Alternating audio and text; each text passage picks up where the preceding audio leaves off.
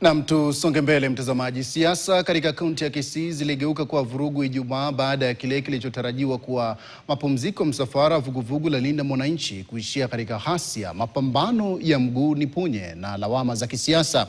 Kupitia video zilizosambaa mitandaoni, KTN inakuletea pia katika kile ambacho sasa kinatajwa kama kurejea kwa makundi ya wahuni wanaodaiwa kufadhili kisiasa, kama anavyoarifu mwanahabari wetu Vera Moraa.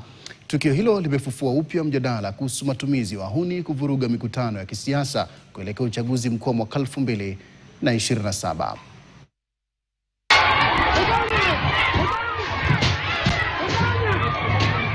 Katika soko la Keumbu, kaunti ya Kisii, hali iligeuka ghafla ikawa mguu ni ponye, huku vijana, wanaume na wanawake wakijipanga kando ya barabara na kuanza kurusha mawe dhidi ya msafara wa Linda Mwananchi.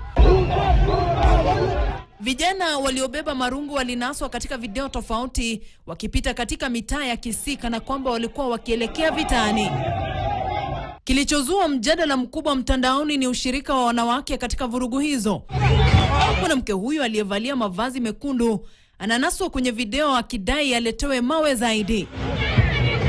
Kutoka pembe nyingine, kamera inawanasa wanawake wengine wakishiriki katika makabiliano dhidi ya msafara huo wa Linda Mwananchi. Ila kinachotia wasiwasi zaidi ni hawa maafisa wa polisi walionaswa kwenye video hizi wakitangamana na wahalifu kwa karibu. Licha ya mawe kurushwa hewani na wafuasi kutawanyika kutafuta usalama wao, maafisa hao hawaonekani kuchukua hatua za haraka, jambo lililozua maswali mapya kuhusu wajibu wa vyombo vya usalama katika kulinda uhuru wa kisiasa na kudumisha utulivu wakati wa mikutano ya kisiasa. Magari yaliyokuwa katika msafara wa Linda Mwananchi yanaonekana yakiondoka kwa kasi huku wafuasi wakitawanyika.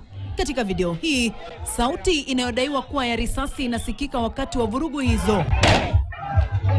Dakika chache baadaye, kipaza sauti kinasikika kikiwaamuru vijana hao kusonga mbele. Na kile kilichoanza kama ziara ya uhamasishaji wa kisiasa kikageuka kuwa makabiliano makali. Dakika chache baada ya mapambano hayo, video nyingine inaonyesha makundi ya vijana wakishangilia mitaani huku wakitaja majina ya Rais William Ruto, gavana wa Kisii Simba Arati na mbunge wa Nyaribari Chache Zahir Jada. Lakini hii si mara ya kwanza majina hayo kutajwa katika matukio ya aina hii. Video nyingine inayosambaa mitandaoni inaonyesha baadhi ya wakazi wakijadili kiasi cha fedha watakazopewa kabla ya kuanza kuimba nyimbo za kumuunga mkono Rais William Ruto na gavana Simba Arati na mbunge huyo. 70 300 400 20 bob 20 bob 500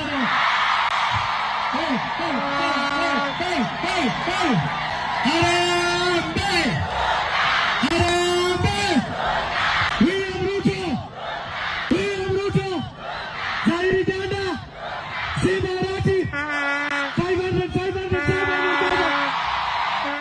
Uhalisia wa muktadha kamili wa video hizi bado haujathibitishwa kwa njia huru. Hata hivyo, madai yameibuka kutoka kwa baadhi ya viongozi wa upinzani yanayomtaja gavana Simba Arati na mbunge wa eneo hilo la Nyaribari Chache kufadhili vurugu hizo.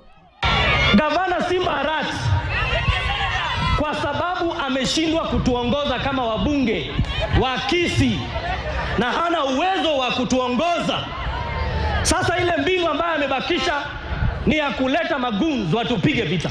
Viongozi wanaotajwa katika madai hayo hawakuwa wametoa kauli rasmi kufikia wakati wa kupeperusha taarifa hii. Na sasa vumbi linapotua katika kaunti ya Kisii, maswali mengi bado hayajajibiwa. Ni kina nani waliopanga mashambulizi haya?